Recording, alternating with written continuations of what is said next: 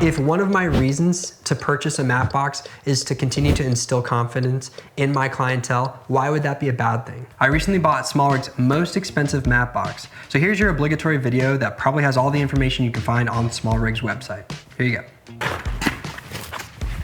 Okay, comes in a little case.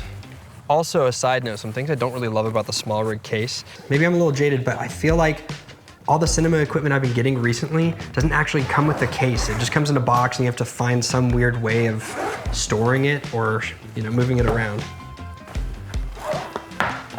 Okay, so here's the variable ND kit.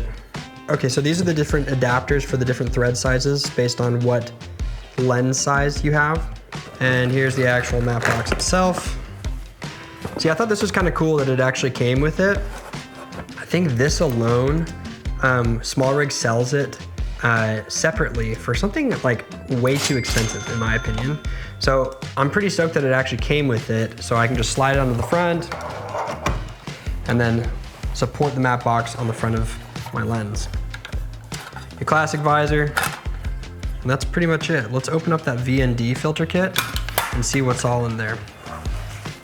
So I was actually really close to getting the Polar Pro Basecamp, which is another matte box, until I saw one YouTuber who kind of destroyed it a little bit. It was like a long video of him showing every reason why it is he didn't like it.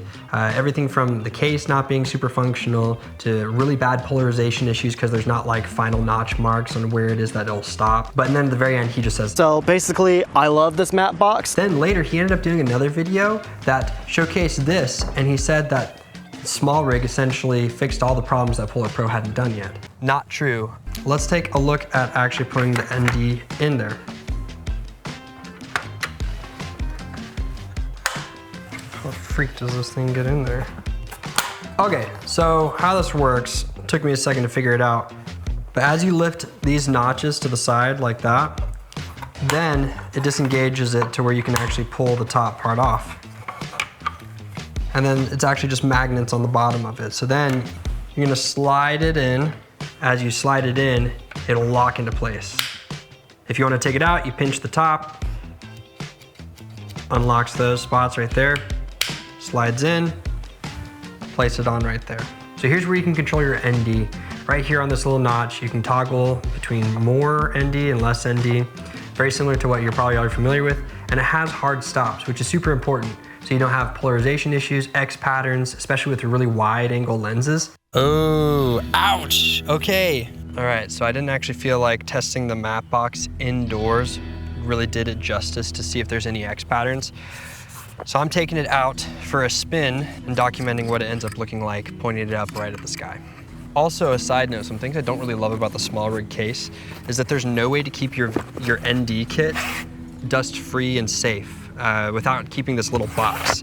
You might say, oh, just keep it in the actual matte box itself, but the only way to store the matte box is if you don't have the VND kit inside of it. That's the only way it can actually fit, which is a pain and a half. It'd be so much easier if we were able to actually pack it up with the ND inside of it, but there's no way to do that with this box. So SmallRig, fix that, please. So for this test today, I'm actually gonna be using 16 to 35, and just going out as wide as possible, just to be able to see if there are any X patterns or anything like that.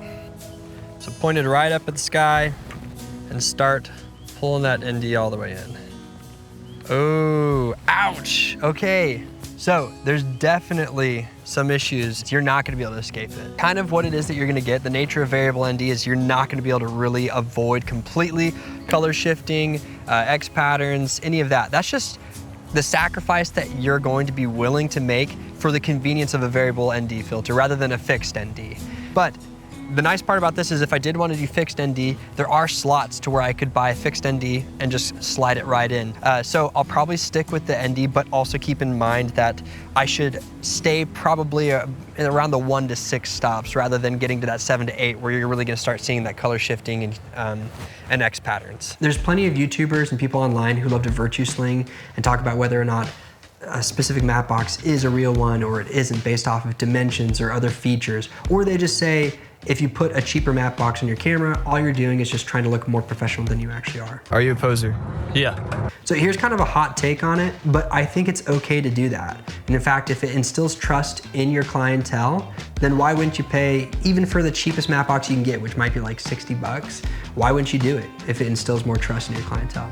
There was a video I saw of Jeff Bezos that was really interesting and kind of inspired this thought for me. He had a desk made out of a door. And this is well into his career with Amazon, doing very well. The interviewer in this video said, hey, you're a multi-billion-dollar company. Don't you think Amazon could purchase you a new desk? And he said, it's a symbol of spending money on things that matter to customers and not spending money on things that don't. This really changed my thought on it. And I thought, what purchases are actually gonna matter most to my clientele? And does the most expensive camera matter to the clientele? Does 15 stops of dynamic range matter to the clientele? No, it doesn't. It's actually things that instill trust, builds confidence, makes the overall look really good. So that's really been changing how it is that I've been making purchases. Hopefully that helps you as well, because there's so much gear out there and it's really easy to get lost in knowing what is going to make the biggest difference for you and your business. And in the end, if you can't put money on your table as a videographer, then having 15 stops of dynamic range or a billion stops of whatever, it really won't matter.